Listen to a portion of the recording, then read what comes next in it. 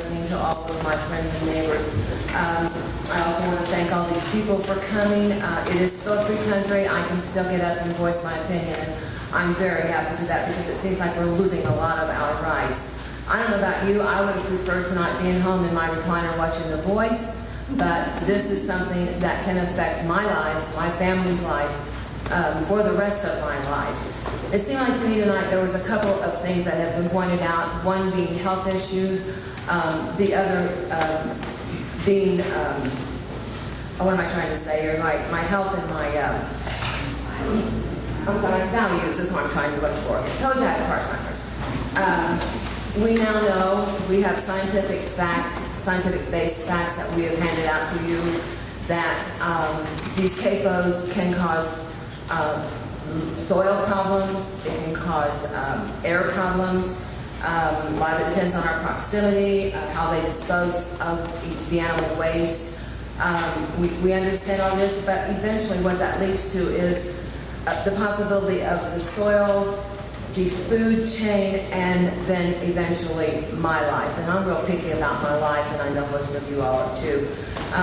It's a very negative effect. There's no positives as far as health-wise that I've been able to pull out of this. We also know, should this come to fruition, that we are going to lose value in our homes. I listened to Mr. Brochere, and I was just amazed at some of these words he was using about increase in value when we've got two reputable assessors who have definitely said, no, you are affected. I would hesitate for him to go toe-to-toe with them because I think they know what they're talking about. However this vote goes tonight, I want to tell you, we as a community, we are winners. We have spoke to neighbors and talked to people that we normally would have never even spoken to. We have got a group now going that we're fighting for a common goal. So regardless of the outcome, we are going to be strong. We're tough. We really are. My Bible says, and I think it's in Mark, love thy neighbor as thyself. And I'll have to be honest, I'm not feeling a whole bunch of love from you all. I just feel like that if we weren't being negatively affected, yeah, I would, but I'm not feeling that. And I do know that you all have sound minds, and I appreciate that. I know how you vote, it will be logical, it will be sensible, but I would like for you just a couple of seconds, just step aside from economics and all of this rationale, and then just take a minute and really truly think with your hearts. Time. Thank you. Mary Keith.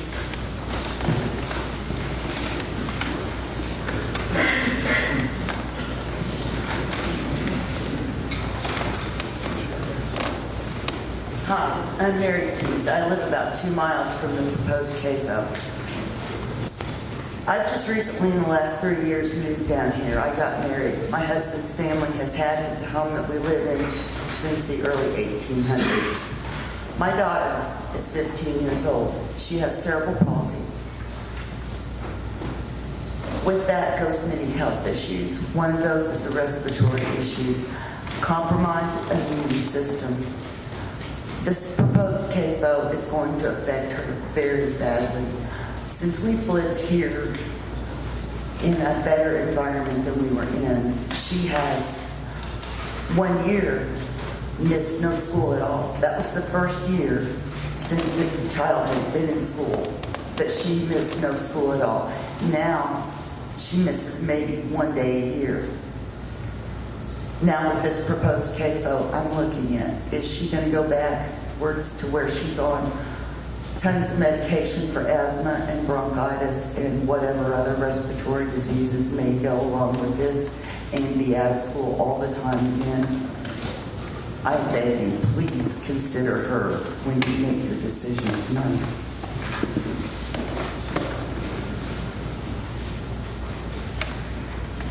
Charlotte Keith.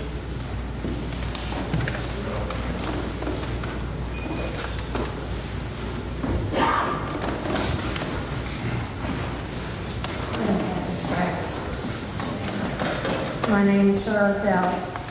I'm the widow of Roger Helt, and I live at 125 South, close to the proposed hog operation, about a half a mile away. I have COPD and I am on oxygen 24 hours a day. I also take treatments 4 times a day, and I'm on several inhalants. I'm also on Spiriva and Advair. I was hoping to spend my remaining years at my home, where the air is fresh. I don't believe unless you have COPD, you could possibly realize how scary it is not to be able to breathe clean, fresh air. Different types of odors affect me. I know the brochures say there is no adverse odors from the hog operation. They can't be sure of that, and I don't want them to gamble with my life and my health.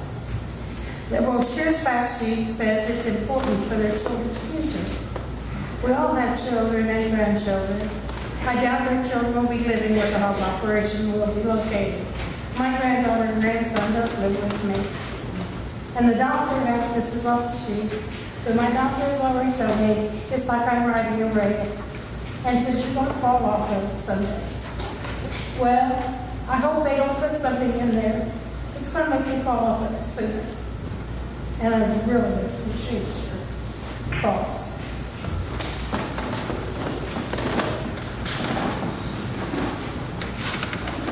Charlotte Keith.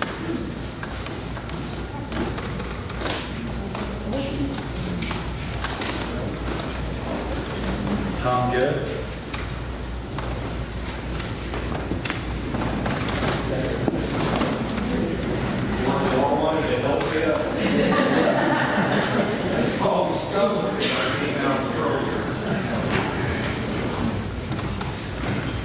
My name is Tom Judd.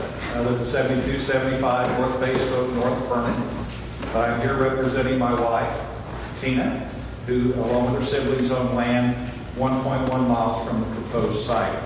Manure and urine from CAFOs can contaminate ground and surface water with growth hormones, antibiotics, pathogens, nitrogen, and phosphorus. The Indiana Department of Environmental Management cautions us confined feeding operations pose environmental concerns. The manure can leak or spill from storage pits, lagoons, or tanks. Improper application of the manure to the land can impair surface or groundwater quality. The home my wife owns with her siblings and the neighboring homes depend on well water. In addition to polluting water, CAFOs release ammonia, hydrogen sulfide, methane, particulate matter into the air. Ammonia burns the respiratory tract, skin, and eyes, causing severe coughing and chronic lung disease. Hydrogen sulfate, the most toxic gas involved, causes inflammation of the moist membranes of the eye, respiratory tract, loss of smell, and can cause death. Particulate matter causes chronic bronchitis, chronic respiratory symptoms, decline in lung function, and asthma. Studies at 3 prestigious universities, Northern Illinois, University of North Carolina, and Duke, found that those living near a CAFO reported higher rates of the following: respiratory problems, elevated gastrointestinal problems, mucous membrane irritation, nausea, headaches, plugged ears, irritated eyes, nose and throat problems, excessive coughing, wheezing, chest tightness, dizziness, shortness of breath, headaches, diarrhea, tension, depression, anger, fatigue, and confusion than those not living near a CAFO. There are over 150 pathogens in CAFO animal manure that can impact human health. These include parasites, bacteria like E. coli, and viruses. Pathogens can be ingested through water or inhaled. Individuals with weakened immune systems, infants, young children, pregnant women, and the elderly are all at risk of severe illness or death. My brother-in-law, Tom, lives in the home that's 1.1 miles from the proposed site.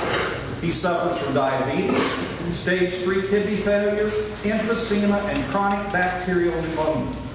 According to his doctors, the emphysema and pneumonia will both be exacerbated by exposure to air downwind of a CAFO. The result of any worsening of either of these diseases could result in his premature death. And I love him. He's my brother-in-law, but I love him dearly. And I don't want anything to happen to him because of this operation. The aroma that manure produces when stored in pits and lagoons can be smelled from as far as 5 miles away. One of the joys of living out in the country is in the spring and fall, opening your bedroom windows and sleeping with that fresh air. That won't be a possibility if this is approved. My kids and grandkids won't be able to play out in the yard. Picnics, cookouts, that type of thing will be a thing of the past. Time. Thank you. Marilyn Kendall.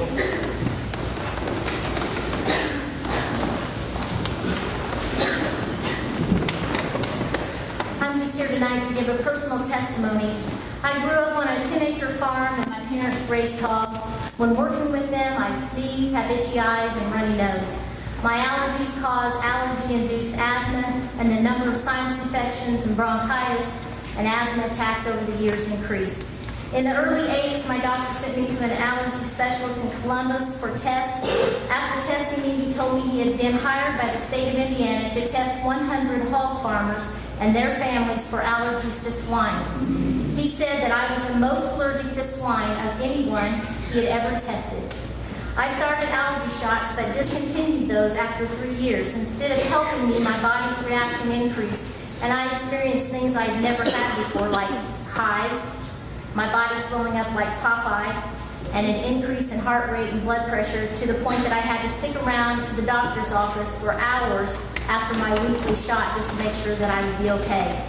To be able to help my kids with their 1 or 2 4-H hogs, I would have to take eye drops, nasal spray, 4 types of inhalers, and special oral medications just to enter the barn.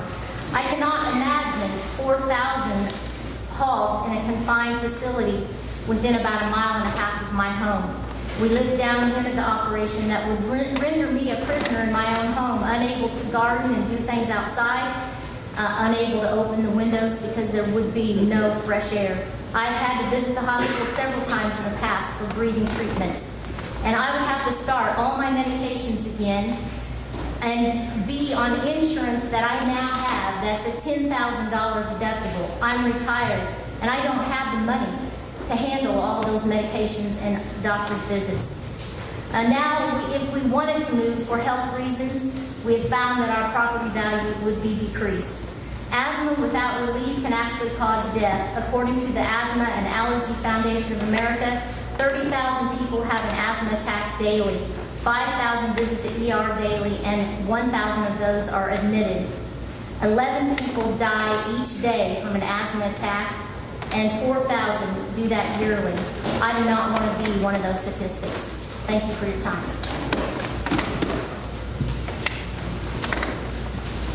Nancy Hamilton.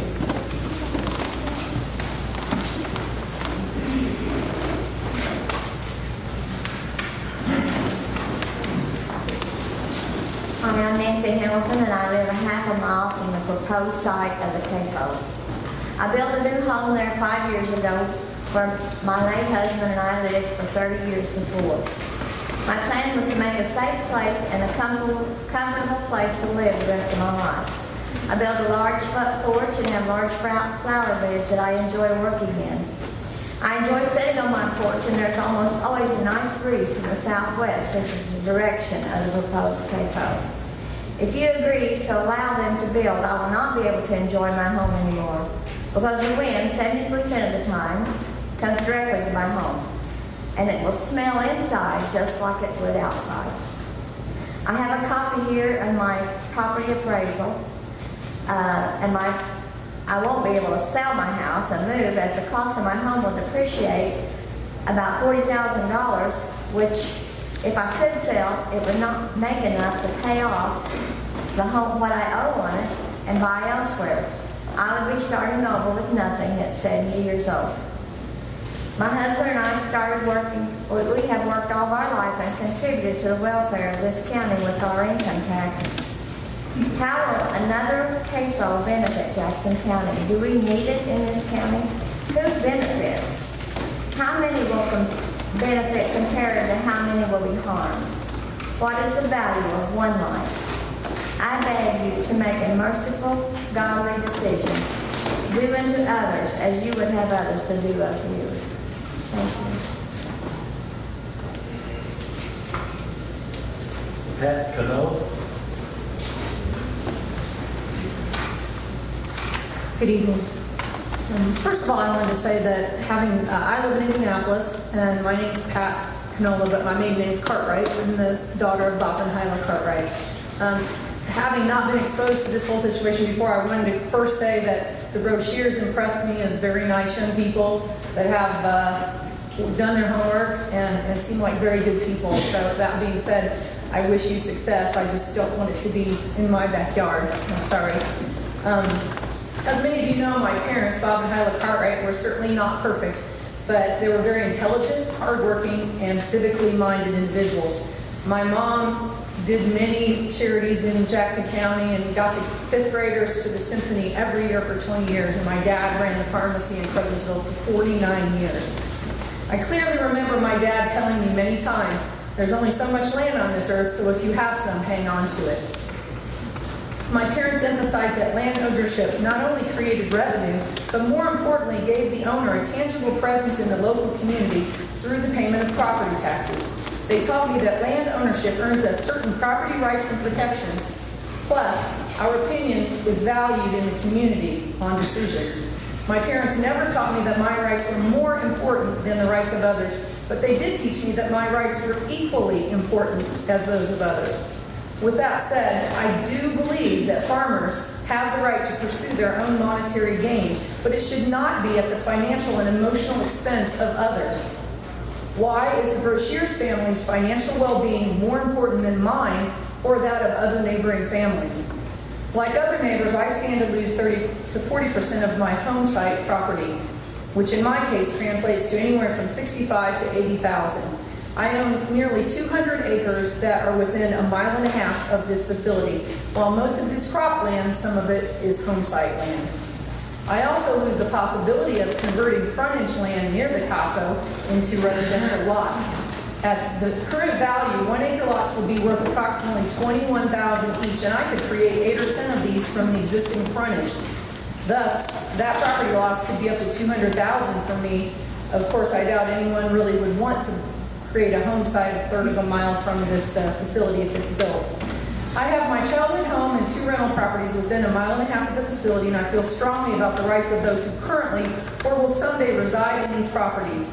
These folks want to live in these properties because of the peaceful, private, and unspoiled nature of the area. I'll share a text message from one of my renters after hearing about the planned location. Oh well, I guess the thought of one day asking you if you would sell us this place is probably out of the question now. Not only would they not want to buy this land, but it's possible that no one will want to rent it either. For the 2 rentals that I have, this would be a monetary loss of over $10,000 a year to my family. My parents are both gone, and I'm blessed to own their property. Thank you. Donna Bale.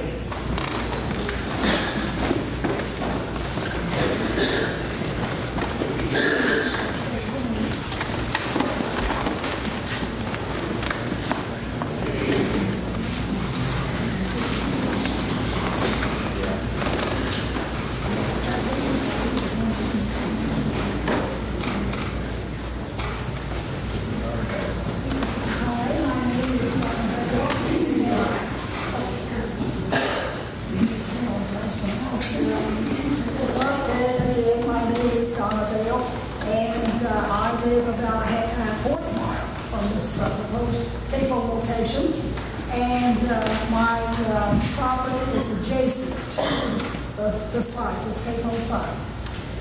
There are 4 generations in our family living within 1/4 to 1/2 mile of this site, which has caused for concern due to respiratory problems of several family members.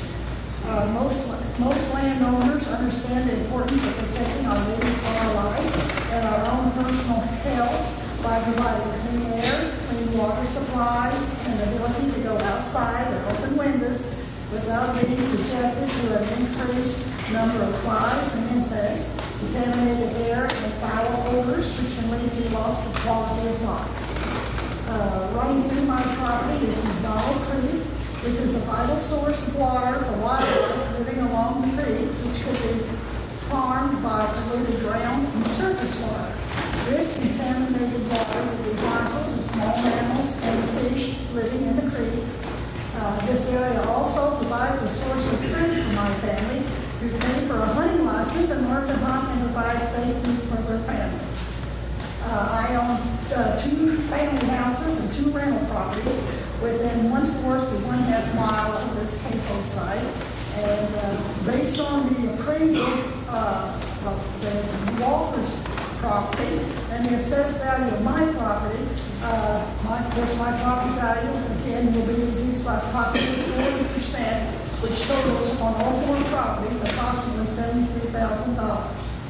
And I, along with other rental property owners, will also suffer a financial loss of rental income, as my renters and others have stated that they will be moving into CAFO is approved. In closing, I feel that locating a CAFO on a 10-acre site in a highly populated neighborhood such as ours is unnecessary, unethical, and has not been considered by the surrounding neighbors and should be denied. I want my property, which has been handed down through several generations, to remain a safe and clean environment for the future generations who choose to make this property their home. Thank you very much for your time and understanding. Thank you. Shelley O'Sullivan.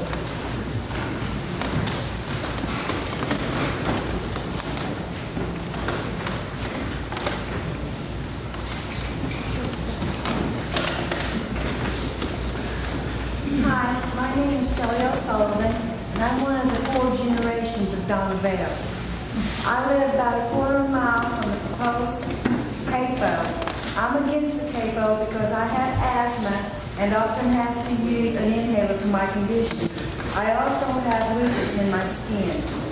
I am convinced that putting a CAFO this close to my home would only worsen my condition and the quality of my life. I fear that the chemicals put into many of the products used for these clogs would go deep into the ground and end up in my well. I just don't believe that there would be no long-term health problems caused by the chemicals used and pollution to the air. I also fear that I might have to move away from my home that I have lived in for over 40 years. I am asking that you please consider how you would feel if you were put in this situation. Thank you. Carol Lottie.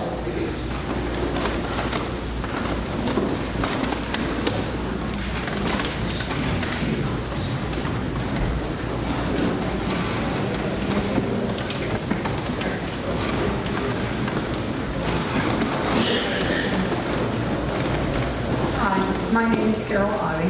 I live near the Uniontown area, and I am just here to support these proud people. I'm not presenting statistics, I'm just speaking from my heart. My concern is that the decision that we make here tonight will affect the lives, the economy, and the health of all these fine people. Many of them have lived in these homes for years, and as you've heard them say, for generations. And it is home. And home is where we like to live and enjoy life. They should not have to sacrifice their health or the value of their homes for just one family. There are many families being affected. We have to look at the numbers of people that are being affected for possibly one family. Our community is not a wealthy community, but we are proud. We successfully bought off a corner store. I'm sure that when they bought the property, built their store, they were convinced that they were just in a little small rural area that would have no problem. They were wrong. We fought and we won. Tonight, they're fighting for their rights. I'm sorry. You need to open that one of those doors back up. There, they asked us to close them. Something. John's not done.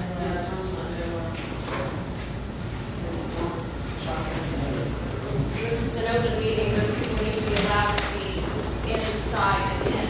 If it's their choice to be outside, that's a different issue. Thank you, Dr. Smith.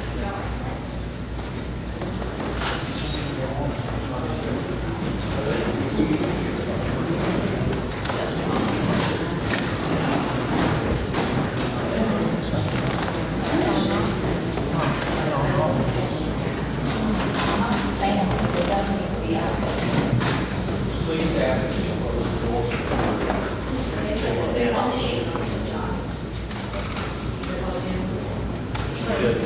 Okay, well,